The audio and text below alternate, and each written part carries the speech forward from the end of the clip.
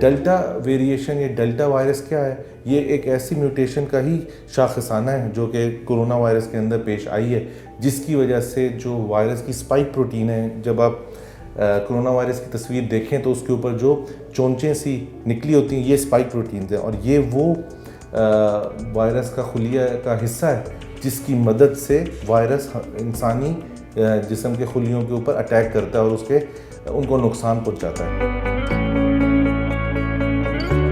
100% guarantee से तो आप किसी को ये कंफर्म नहीं बता सकते कि जी उनको डेल्टा वेरिएंट हुआ है और नॉर्मल कोविड नहीं हुआ, लेकिन कुछ चीज़ें हैं जो कि हमें इसकी तरह इंडिकेशन देती हैं कि शायद इनको डेल्टा वायरस ही हो। पहली चीज़ कि जिस तरह नॉर्मल कोविड वायरस से इंसानों को खांसी और लैक ऑफ स्मेल यानी अपने सूंघने की सलाहियत कम हो रही थी, वो डेल्टा वायरस में ऐसा होना कम दिखाई दिया गया है।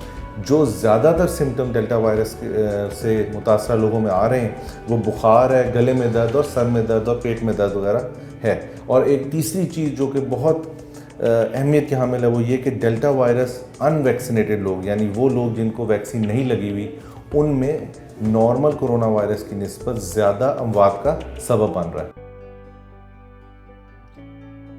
Delta plus variant basically delta virus का एक सब वेरिएंट यानी उसकी ही एक किस्म है। ये सबसे पहले इंडिया में दरियाफ्त की गई है और इसकी अनफॉर्चुनेटली खुसूसियत ये है कि ये लंग्स को बहुत ज़्यादा नुकसान पहुंचाता है और वैक्सीन्स का भी इसके ऊपर असर नॉर्मल से थोड़ा कम है। अभी तक हमारा जो ऑथेंटिक डेटा है वो फाइज़र, मॉडर्ना और एस्ट्राजेनेका वैक्सीन्स का है, जिनके मुताबिक ये वैक्सीन्स बेशक वायरस से मुतासिर होने के इंसिडेंस को तो उतना कम नहीं कर सकी, लेकिन खुशकिस्मती से बीमारी की शिद्दत और खुदा न खास्ता अमवात का रिस्क उन लोगों में कम है जिन लोगों ने ये वैक्सीन्स लगवाई हुई हैं। एक और क्वेश्चन जो इसके साथ ही पूछा जाता है वो ये कि जो पाकिस्तान में अवेलेबल चाइनीज़ वैक्सीन्स हैं इनकी एफिकेसी कैसी है डेल्टा वेरिएंट के अगेंस्ट। तो अनफॉर्चुनेटली पहली बात तो ये कि हमारे पास इसका बहुत ज़्यादा ऑथेंटिक और वाइड स्प्रेड डेटा नहीं है जिसकी बुना पर हम ये कोट कर सकें कि ये जिस तरह फाइज़र वगैरह बड़े 80% 88% इफ़ेक्टिव हैं, उस तरह का डेटा तो अनफॉर्चुनेटली नहीं है।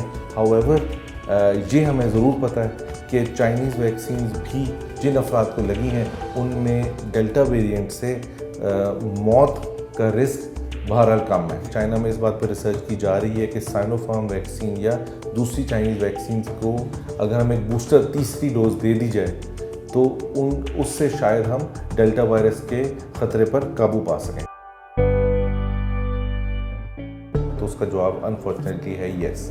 यानी इवन अगर आप वैक्सीनेटेड हैं भी तो पहली बात तो ये कि आपको बीमारी हो भी सकती है।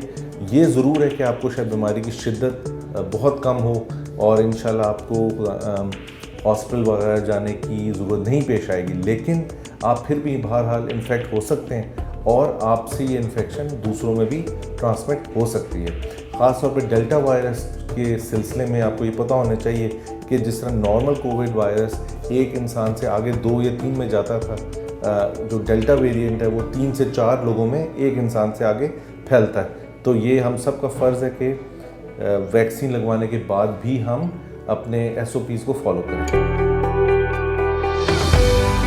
मेरा ख्याल है इसको लगवाने की 2 वजह हैं और वो हम सबको समझनी चाहिए। एक, अगर हमने वैक्सीन का पूरा कोर्स किया हुआ है तो ये इस बात की गारंटी ऑलमोस्ट 90+% है कि हमें खुदा न खास्ता बहुत शदीद बीमारी नहीं होगी और कि वो हमें मौत की तरफ ले जाए। दूसरी चीज़ कि बेशक ये 100% आपको बीमार होने से नहीं रोकता है और आप इसको लगाने के बावजूद भी बीमारी आगे फैला सकते हैं, लेकिन एक अनवैक्सीनेटेड शख्स के मुकाबले में ये रिस्क बहरहाल बहुत कम है।